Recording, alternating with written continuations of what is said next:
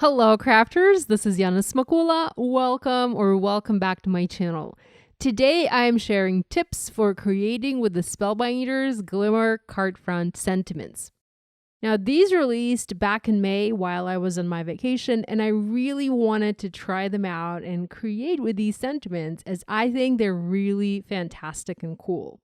Now the first thing that I did when I returned, of course, I started playing with these Glimmer plates. It did take me quite some time to finish this video as I kept getting distracted with everyday things, but I'm glad I finally finished it and I'm excited to share it with you. I hope you like it as much as I do. So there are 6 different sentiments, 6 sentiment hot foil glimmer plates in this collection. I have 4 out of 6. The best wishes on your birthday, which is really great for birthday cards. You know, it works well for both feminine and masculine cards. That font is super fun and playful, making it pretty universal for different types of cards. Next is giant thank you sentiment. This one is super cool because of course it is pretty big and makes a super simple and really quick thank you card. The next one reads, "This card is full of hugs," which is another super sweet sentiment, one which I can see myself using over and over again. I love giving cards for no specific reason, and this sentiment is just perfect for a card like that. And the last glimmer plate I have is one that reads, "A little card, big hello," which is kind of similar to the previous sentiment. You know, it is a great one for simple hello card. There are 2 other glimmer plate sets. I don't have them here, but the other sentiments read, "All of my favorite things, pizza, coffee, cake, you." And then the last one is, "Buy me craft supplies and call me pretty." These are all sized perfectly to go on the front of an A2 card. They can be used on larger cards, of course, and the idea is that these easily take center stage of your project. To me, that is simply perfect because that means you don't need to add much to these to create a quick card. I did, however, think of a few tips to dress up these sentiments because I did want to customize my sentiments, customize my cards, and I'm sure you'll want to customize yours as well. So my tip number 1 is to foil these on colored cardstock, not just white paper, but play with all of the different colors of cardstock you have in your stash. Here I have the 4 backgrounds foiled in Aura foil, that's Spellbinders Aura foil, on the Spellbinders Indigo, Partly Cloudy, Cosmic Sky, and Glacier cardstock. I went with a blue color palette today, but you can do any other colors you want. You can also foil these on pattern paper, but just make sure that the pattern you pick isn't too busy or your sentiment might get lost. Alternatively, you can foil them on white paper and do stamping in the background. Here, I did some stamping using the Simon Says Stamp Painted Rainbow stamp set. I didn't turn this into a card, but I still wanted to share it with you. Tip number 2 is to add a sub-sentiment to each of these to customize them. You can foil an additional sentiment, stamp an additional sentiment, heat emboss it. You can even die cut a sentiment to add here. So think of anything you can add to these messages to make them different and unique. For example, for the little card Big Hello, I did Miss You sentiment. You can do pretty much anything else here. Maybe something like long time no see, let's get coffee, or get well soon, or sending a big hug. So any other sentiment that makes sense with this main message. We all have loads of skinny strip sentiments in our stash, so I'm sure you will be able to find something to add to these. I just used the skinny strip glimmer sentiments from various sets from Spellbinders, and I will try to link them in the video description for you along with all of the other supplies that I'm using today. But truth be told, my sentiments are in desperate need of proper organization, and I've been promising myself that I will organize them.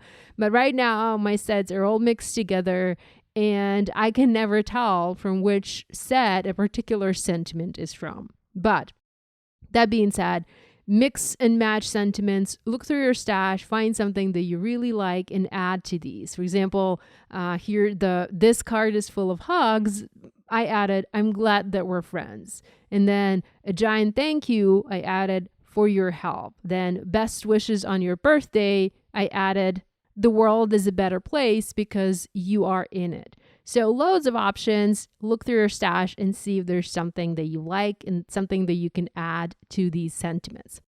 My tip number 3 is to add shadows to the foiled letters. Now here I used a white jelly roll pen. This is Sakura in size 0.5, and I used it on one of my cards and simply drew white lines next to each letter, mimicking a shadow. I think that that's a neat way to add a little something extra to these foiled sentiments. You know, you can even doodle over the foiled sentiments, maybe add some polka dots or diagonal lines. So doodle over the foiled sentiments using a white or a black pen if you want.